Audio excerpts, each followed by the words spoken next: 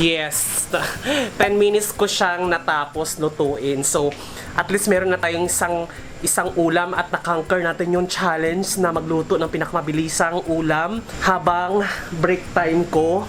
Lunch time ko siya ngayon. So, I still have 45 minutes para kainin, mag-toothbrush, maghilamos at mag-prepare, magkape. So, meron pa tayo. So, there guys, titikpan natin. Ay, init.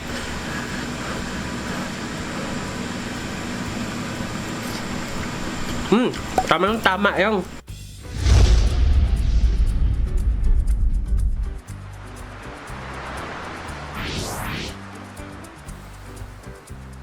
Hey guys, lunchtime ko ngayon. So, may sinaing kasi ako pero hindi pa ako nakaluto ng ulam.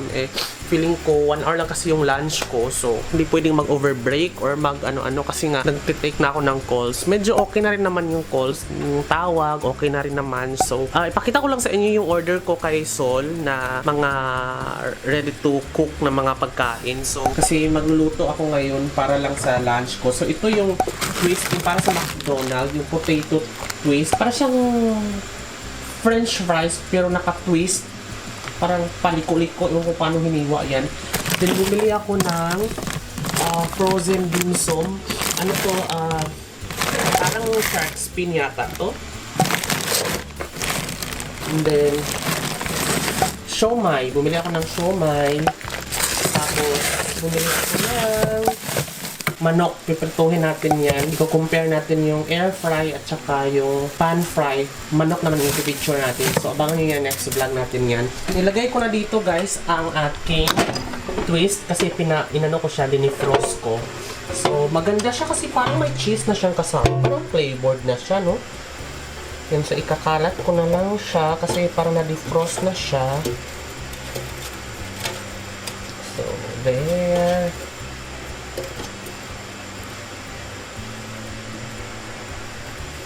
Para siyang ganito. Paano kaya ito ginawa, no? Bakit ganito? Medyo nag-yellow na siya. Parang dinifrost ko na to siya ng mga isang oras. Di pa rin tigas pa rin kasi galing sa freezer. Pero pwede na to. Mukhang masasira pa yata. There. Ito yung twist, guys, na yung parang sa Jollibee. So, iyan siya. Parang 240 yata ang kilo nito. Parang 200 plus yung kilo nito nung binili ko sa kaibigan ko na kasama sa office. Nagbibenta kasi sila lahat ng majority ng mga kasamahan ko sa office, nagsa-sideline na din ng mga online seller Online selling dahil nga sa hirap ng alam mo na, sa hirap na ng buhay ngayon. Kailangan talagang manap ng part-time or extra income. Kahit nagtatrabaho na kami ng 8 hours or 9 hours gabi-gabi, kailangan pa rin kumita ng extra kasi sobrang kapus. So, kaya dun sa kanya ako bumili. So, try natin to air fry. There.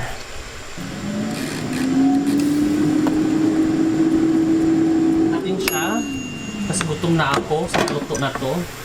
Ooh! Oh my God! Ang ganda! Para siyang totoo. Totoo? Bakit peke ba to? Parang ang ganda niya tingnan. Parang ito yung nilalagay sa... Ito yung McDo. Oh my God! Love it so much. Ganda. Hindi na kailangan ng... Parang flavored na siya ng McDo. Tapos hindi na kailangan ng cheese. Sige, ko na lang, lipat ko sa plato.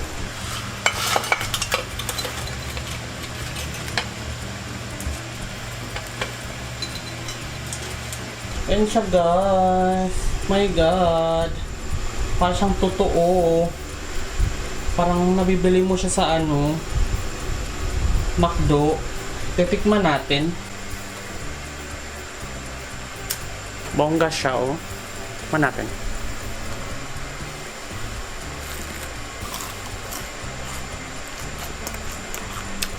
Bongga. Best. Bongga siya. Kain ko ito.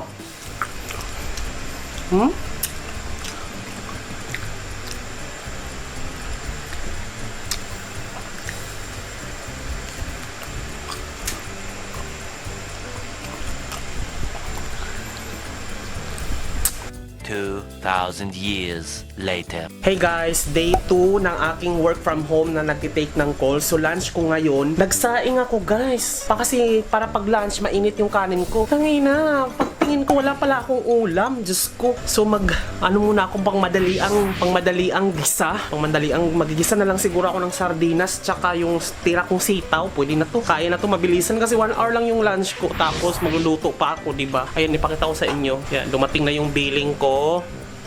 Yan. Dumating na yung billing ko ng aking condo juice. 1,000 din yan per month plus tubig. So basahin ko na lang yan mamaya kung magkano yung aking tubig, you know. So ngayon magluluto na tayo. Magigisa lang ako ng sardinas tsaka hindi na pabilisan lang tong mabilisang vlog lang to. Hindi ko ma-vlog ng maayos. Sige, ipakita ko lang sa inyo yung buhay ko. Talagang normal, fast pacing na buhay, no? Biruin mo, nakakapag-vlog pa ako habang nagluluto ng mabilisan, di ba? Pero asahan nyo, hindi ako makakuha ng anggulo na maayos-ayos dahil dalawa lang ang kamay ko, hindi octopus ang aking kamay para mag-vlog habang nagluluto. Para akong mabilisang trabaho talaga.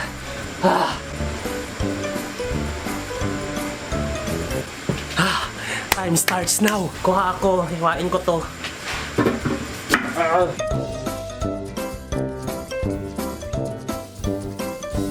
Para akong sumali sa game show, pabilisan magluto.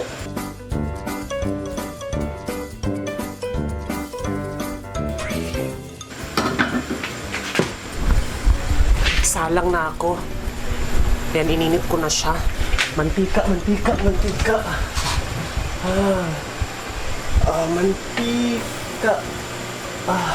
Maray, puking ina.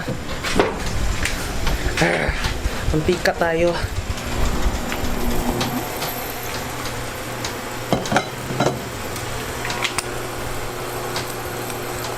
Uy, tumulo ka kasi nagmamadali ako.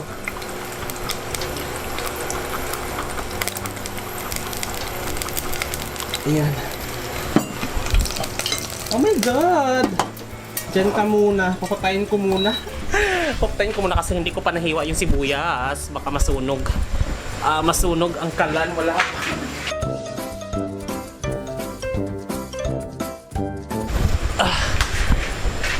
Vlog. Salang ang sibuyas. Pak. Tsaka natin i-on. Sa may takip. Takip. Ito, takip. Challenge. Fast cooking. Challenge. Ano kaya?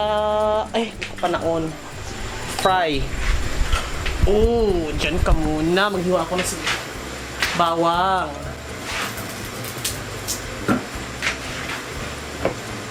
Bawang.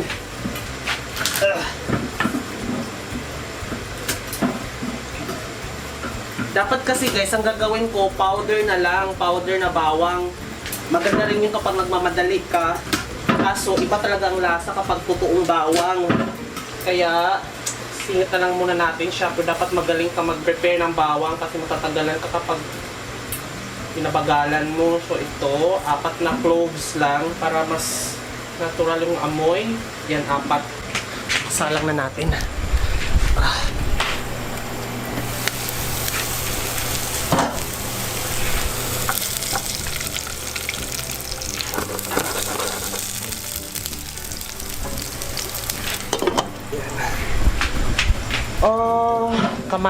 Kamatis. Oh shit! Ay, nabusan ako ng kamatis, guys. Meron pa ako isa. Hiwain na lang natin. Ay, puki. Hugasan. Masusunog na yung mga bawang.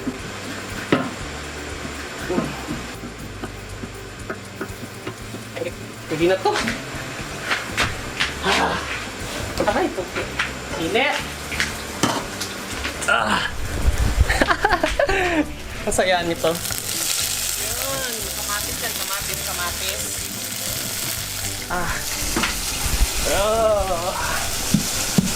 Pa natin kasi mga amoy.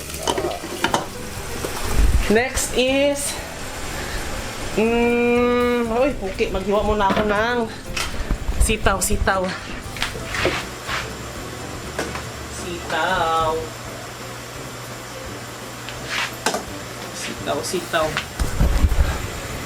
Meron akong sitaw dito guys. Yung tira nung ano. Buti na lang nahiwa na agad oh. Yung tira sa ano. Yung tira nung... Basta yung tira yung niluto ko last time. Sinigang. Yung tira sinigang. Buti na lang. Handa tayo no. Salang na natin.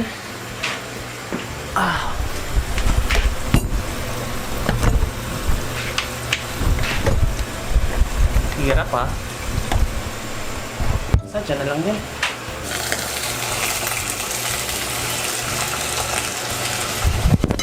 There, nasarang ko na ang sitaw ba? Ito. Sitaw. So,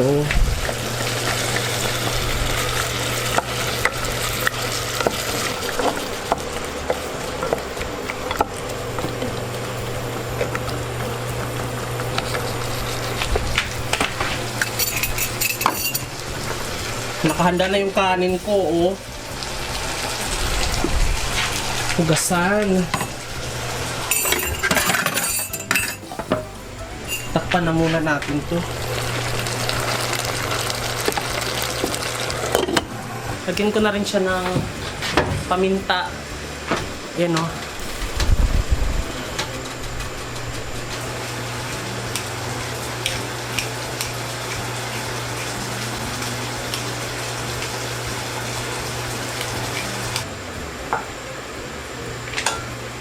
Naubos na yung patis ko guys, kaya asin na lang.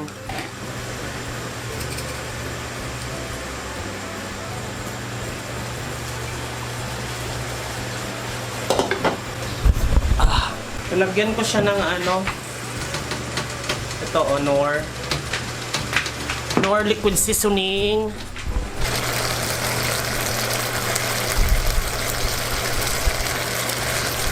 Tapos lalagyan ko siya ng ginisa mix.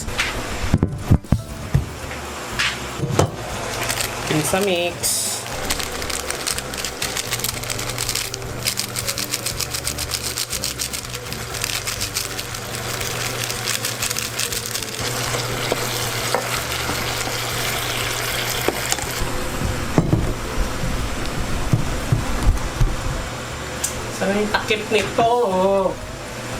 Tignan mo sa madali ko na wala yung takip. Saan yung takip nito?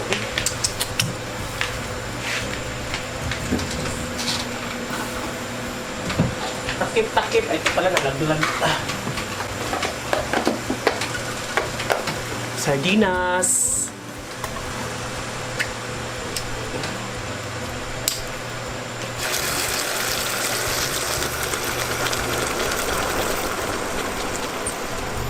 Uy, lumabas ka. Makisama ka.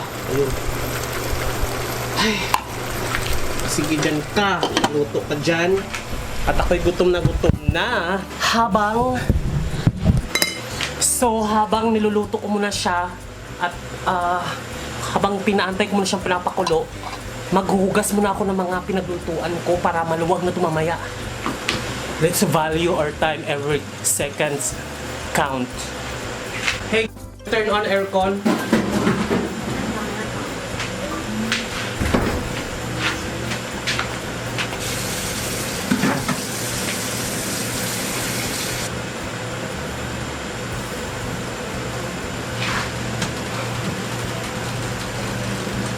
Pinagpawisan ako doon in fairness, pero at least kumulo na yung niluginisa natin. There. Pwede na to. There, sa wakas, meron na tayong ginisang sitaw sa sardinas. Tingnan nyo guys, ang sarap niya. Natapos ko siya in just 10 minutes. Tama ba? 10 minutes? Yes. 10 minutes ko siyang natapos lutuin. So, at least meron na tayong isang ulam at na-conquer natin yung challenge na magluto ng pinakamabilisang ulam habang break time ko, lunch time ko siya ngayon. So I still have 45 minutes para kainin, mag-toothbrush, maghilamos at mag-prepare, magkape. So meron pa tayo. So there guys, titikpan natin. Pasok ba sa banga? ang ating ulam. Ay, putak, init. Tama yung half cook yung sitaw.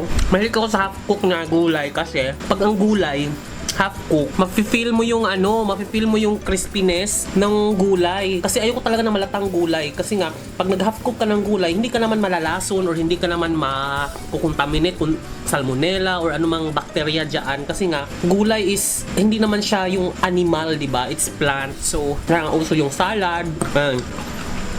Mas crispy siya. Kasi hindi malata. Bongga. Perfect. Yan, So there, thank you so much for watching guys. Ako'y magla-lunch na muna. Biruin mo yun, nakaya ko. Ganun ang buhay. Dapat every seconds, dapat kada segundo, pinapahalagahan, mabilis, kumilos, ganun. Dapat hindi ka mabagal-bagal dito sa Maynila. Kasi kung mabagal-bagal ka, mamamatay ka dito sa gutom, mamamatay ka, mapag-iwanan ka ng panahon. Kaya maraming salamat sa panonood guys. At maraming salamat sa panonood at sana nagustuhan niyo yung video na to, yung challenge ng pagluto ng isang menu na mabilisan. So sana i-apply niyo rin to sa buhay niyo na bawat segundo dapat papahalagahan, dapat maging productive ka sa lahat at hindi ka po pwedeng babanjing-banjing. So ganyan po ang totoong buhay ko. So this has been Jonathan Urbuda. Sana panoorin niyo pa ang iba kong vlog. See you on my next video. Thanks for watching. Life is worth celebrating for. Bye!